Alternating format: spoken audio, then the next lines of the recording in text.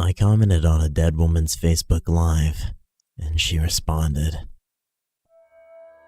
So I've been closely following a true crime case that occurred a few years ago. Basically, what happened is a man murdered his wife and their 3 children after the wife returned home from the business trip. This happened a few years ago, but the case is still very well known and talked about. I guess I should preface by saying that I'm really big into the true crime stories, and this one has been a case that really spoke to me and affected me unlike any other I've read about. I'm naturally a true crime buff, and can normally separate my feelings about the case from other aspects of my life. But I find myself going to watch old videos and look at old pictures on the deceased wife's Facebook. She had a pretty big social media presence due to her job, and call it strange, but it makes me feel closer to the story and gives me a better insight into who she was by watching her old Facebook Lives.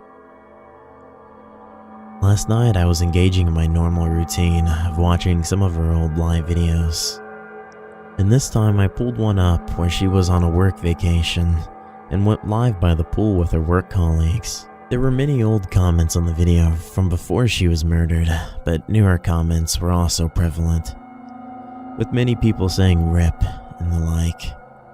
For some reason I decided to comment on the video. I put, "The monster is right beside you. Please don't go back."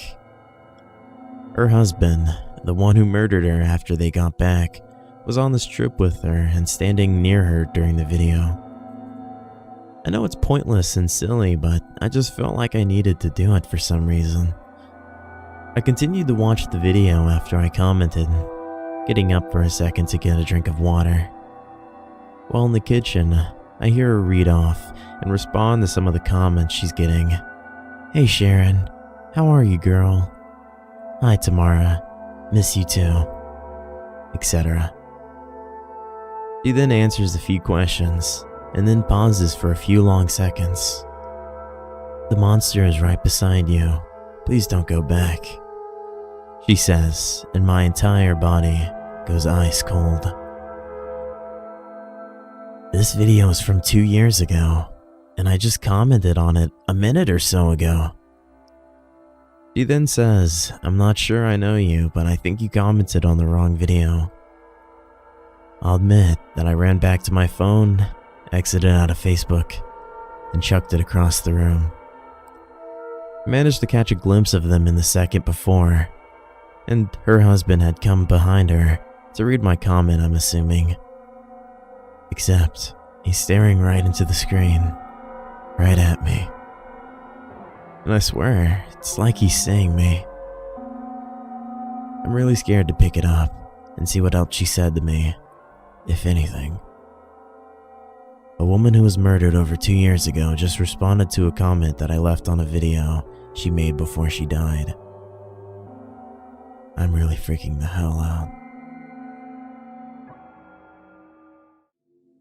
I should have listened. I was tucking in my daughter, my little sweetheart, when she said, "Mommy, there's a monster in my closet." Now, she was 6 years old, so it was normal behavior. I just brushed it off and assured her there was no monster in her closet. She asked me to check it, so I did, not expecting to see anything, and I didn't see anything.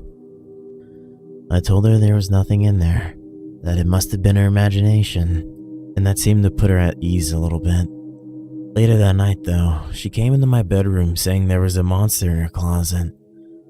I could tell she was scared, so I let her sleep with me that night. The next night, pretty much the same thing happened. So in the morning, I decided to check out her closet, just in case. Made sure there wasn't anything that would make a shadow that resembled a figure, and didn't see anything. Then the same thing happened the next night. So that morning, I took a closer look. I moved stuff around and made sure there wasn't any secret hatches or anything, and found nothing. That night, I heard a scream coming from her room. I ran in there, but when I got there, she was just gone.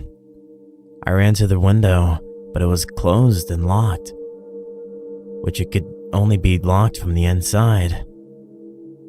I went into her closet and knocked around the walls, but heard no hollow sounds. Then I knocked around the walls in the rest of the room, but nothing. She just disappeared.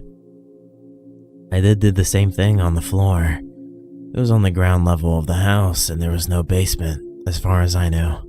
I heard a hollow sound in the floor of the closet. I ran to the kitchen and got a knife, then tried to see if I could pry open a hatch or something, and I did. There was a ladder going down about 15 feet. I grabbed a flashlight and went down. What I found was terrifying.